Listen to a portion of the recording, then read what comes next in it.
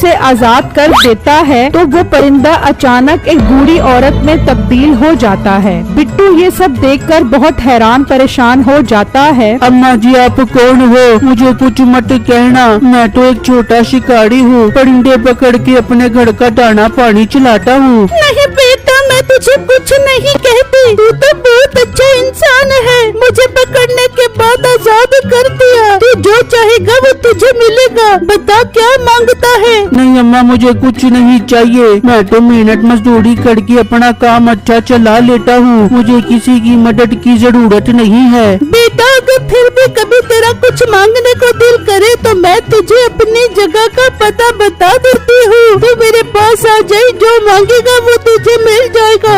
ये कहकर वो औरत वहाँ से गायब हो जाती है। बिट्टू परेशान अपने घर वापस आ जाता है और अपनी बीवी को सारा माजरा बताता है, जिससे सुन